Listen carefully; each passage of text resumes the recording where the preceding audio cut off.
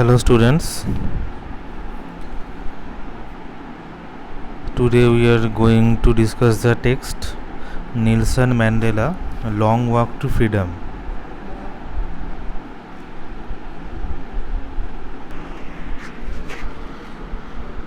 So first you have to know who is Nelson Mandela.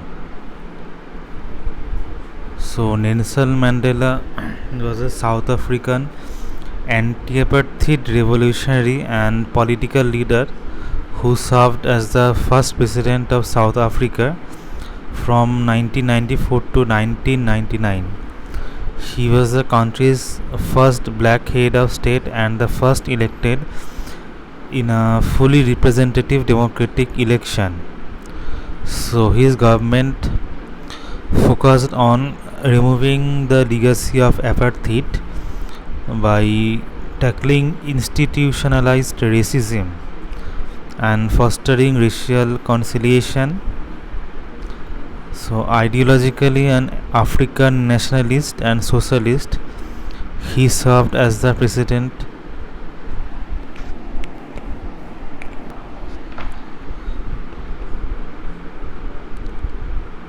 ideologically an African nationalist and socialist, he served as the president of the African National Congress Party from 1991 to 1997. So when you were reading this text, you have to keep in mind about the person who is Nelson Mandela and the concept of apartheid. So apartheid was a system of institutionalized racial oppression that existed in South Africa and Southwest Africa from 1948 until the early 1990s. So this system denied non-white South Africans basic human rights such as the right to vote. So apartheid was characterized by an authoritarian political culture based on bosshood, which ensured that South Africa was dominated politically, socially and economically by the nation's minority white population. According to this system of social stratification, that means division, white citizens had the highest status, then black Africans. So the economic legacy and social effects of apartheid continue to the present day. So in simple language, apartheid means discrimination on race, that means the white people and the black people. So it is almost present in every political way, that is the person who is of fair complexion, good looking, one who is wealthy,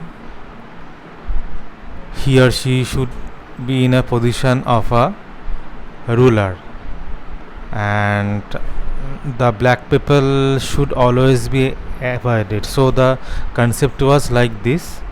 So Nelson Mandela was the first person who launched a strong protest on this. So in this way he became very famous. So he became very famous worldwide. So I think in net or in YouTube you will find a number of information about this great person, but we have to focus on this text. Okay,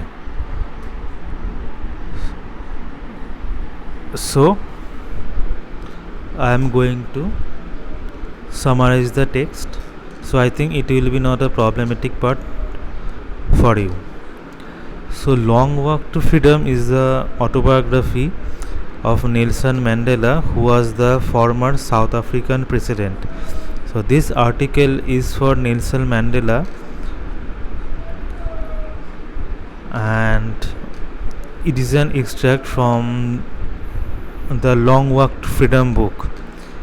So it includes the description of the inauguration ceremony and citations from his speech and about his journey to being a freedom fighter. It says about the other countless people who fought for their freedom. So in South Africa, a brutal practice named apartheid was very popular in those days. So it referred to the discrimination between people on the basis of their race and color. So as I have already told you, it was one of the most brutal societies in which dark skinned people were deprived of their basic rights. So you can understand why Nelson Mandela made a strong protest for this bad practice. Actually, it's a kind of bad practice, not a very healthy practice, where persons are discriminated on the skin color and the particular black skinned people are denied the basic rights. So this lesson gives us an overview of the struggles of Mandela for making the society where there will be no discrimination on the basis of their color, caste, race, age or gender. So a long Walk to Freedom by Nelson Mandela is all about the struggle of freedom of South Africa. On May 10th, 1994, Nelson Mandela has taken the vow as the first black president of South Africa. Therefore, it was becoming a newborn democratic country.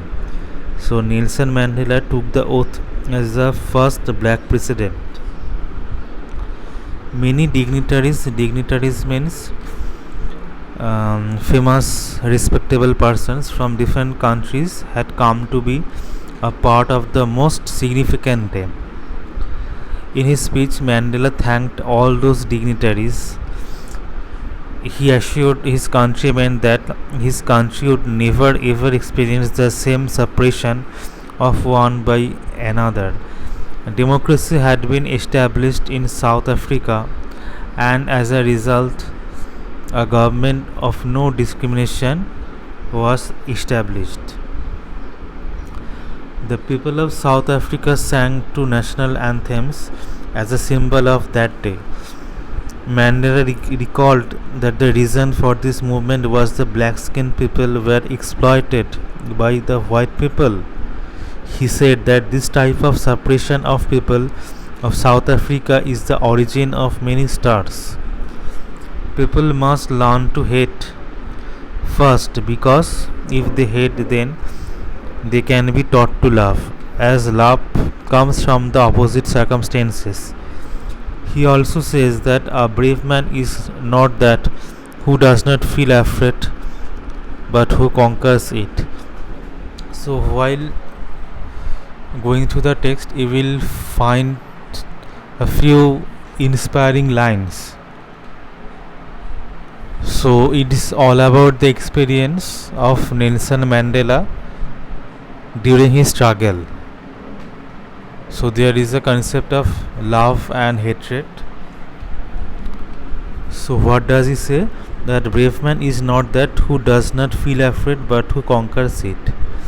Very important part, very important line of this text, because it is not that a brave man is always fearless, but a brave man is the person who overcomes the fear. You know that fear is a primary emotion of human beings, right? So brave man is not always fearless, but brave man knows how to tackle it. Okay. So in life, a man has two major obligations. First, towards his family, to his parents, to his wife and to his children, and second, on the other hand, obligation towards his country. That means two obligations means towards your family, and the second one is towards your country, people, and the community. Everyone fulfills his duty as per his inclination and interest, but it was very tough to fulfill in a country like South Africa. When Mandela became an adult, then he understood that his freedom was only an illusion. Why? Actually, you have to realize that saying big words, saying very noble words, ideal statements will not help you to achieve freedom in a country like South Africa, where people are discriminated on the basis of skin color, caste, creed. So Nelson Mandela realized a lot of things, but he also thought that to achieve freedom in a country like South Africa a was a daydream, an illusion.